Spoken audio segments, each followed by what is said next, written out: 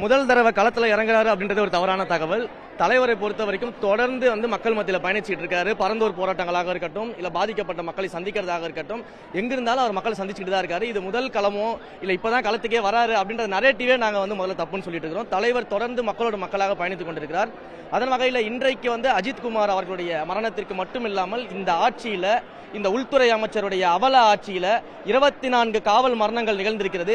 அந்த 24 காவல் மரணங்களால் பாதிக்கப்பட்ட ஒட்டுமொத்த குடும்பங்களுக்கும் நீதி கேட்டு இன்றைக்கு தமிழக வெற்றி கழகம் மாபெரும் ஒரு போராட்டத்தை முன்னெடுத்து இன்றைக்கு இவ்வளவு தொண்டர்கள் தன்னெழுச்சியாக, யாரையும் காசு கொடுத்து கூப்பிடல, சாப்பாடு கொடுத்து கூப்பிடல, தலைவர் என்ற ஒற்றை முகத்திற்காக அந்த மக்களுக்கு நீதி கிடைக்கணும்னு நிற்கிறாங்க. அதுதான் எங்களுடைய போராட்டம். என்றைக்கும் தமிழக வெற்றி கழகம் அந்த மக்களோட மக்களாக துணை நின்று அவர்களுக்கான நீதியை பெற்றுத்தரும் வரை ஒரு நாளும் ஓய மாட்டோம். அதே சமயத்தில் இன்றைக்கு இருக்கக்கூடிய உள்துறை அமைச்சர் திரு மு க ஸ்டாலின் அவர்கள் நாங்கள் நேரடியாக பார்த்து கேட்கிறோம்.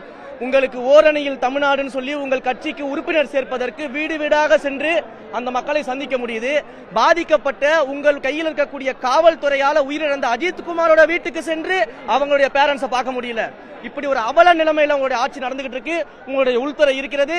இந்த 24 குடும்பங்களையும் முதல்வர் மன்னிப்பு கேட்டு நேரில் சென்று அவர்களுக்கான உதவியை செய்தே தீர வேண்டும் என்று எங்கள் தலைவர் சொன்னதை அவர்கள் நிறைவேற்ற வேண்டும்.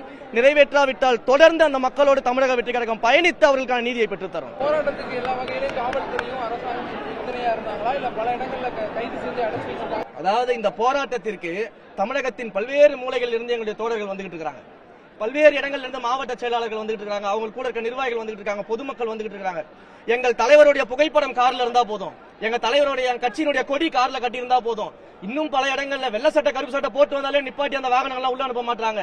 இந்த அளவுக்கு பயந்த ஒரு ஆட்சி, இந்த அளவுக்கு 75 ஆண்டு கால ஆலமரம் என்று சொல்லக்கூடிய இந்த திமுக எங்கள் தமிழக வெற்றி கழகத்தின் போராட்டத்தையும் தோழர்களையும் பார்த்து பயப்படுது என்றால் 2026 தேர்தலில் ஆட்சி முடிய போகுதுன்னு அர்த்தம். எங்கள் தலைவர் தமிழ்நாட்டின் முதலமைச்சர் ஆக போகிறார் என்ற அர்த்தம். இதையெல்லாம் முதல்வர் உணர வேண்டும். உணர்ந்து இனிமேலாவது தவறை திருத்திக் கொண்டு இந்த மக்களுக்கு தேவையான செய்தி தரணும். ஜனநாயகப்படி நடக்கக்கூடிய போராட்டங்களுக்கு அனுமதி அளித்து எந்த விதமான டிஸ்டர்பன்ஸ் இல்லாம எங்களை செயல்பட வைக்க வேண்டும் என்று முதல்வரிடம் கேட்டுக்கொள்கிறேன். போராட்டத்துக்கு எல்லா விதத்திலும் அனுமதி தரும், நீங்களா தான் நீதிமன்றத்தை போய் நாடுறீங்க, எந்த விதத்திலையும் தாவேக்காக நாங்க இடைஞ்சலா இல்லைன்னு அருண் பேசியிருக்காரு, கமிஷனர் அருண். அதை எப்படி பாக்குறீங்க? பேசலாங்க. இன்றைக்கு நீங்க பாத்திருக்கீங்களா, உங்க செய்தியாளர்கள் எத்தனை இடங்களை நீங்க எடுக்கிறீங்க? சாலையில எங்களுடைய வாகனங்களை அனுமதிக்க மாட்டாங்க, எங்கள் வாகனங்களை தடுத்து நிறுத்தப்படுது. அதையும் மீறி நாங்க போக வேண்டும், நாங்க ஜனநாயக முறைப்படி ஒரு போராட்டத்துக்கு போறோம், ஏன் தடுக்கிறீங்கன்னு கேட்டா கைது செய்து உள்ள வைக்கிறாங்க. இதெல்லாம் நீ தமிழ்நாடு முழுக்க நடந்திருக்குதுல, காஞ்சிபுரத்துல பாக்குறோம், வேலூர்ல பாக்குறோம், பல்வேறு மாவட்டங்கள் நடந்துகிட்டு இருக்குது. ஏன் இதே சென்னையில வாகனங்கள் திருப்பி விடப்படுது. இந்த அரங்குக்கு இந்த இடத்துக்கு என்ட்ரன்ஸ்ல வாகனங்களை நிப்பாட்டணும், ஆனா சுத்தி வளைச்சு இங்க வந்தா அங்க போன்றாங்க, அங்க வந்தா இங்க போன்றாங்க. இது போன்ற வேலைகள் எல்லாம் செய்து கொண்டு தமிழக வெற்றி கழகத்தை ஒடுக்கணும்னு நினைச்சா ஒரு காலமும் முடியாது. 2026 தேர்தலில் மக்கள் உங்களை ஒடுக்க போகிறார்கள், தயாராக இருங்க.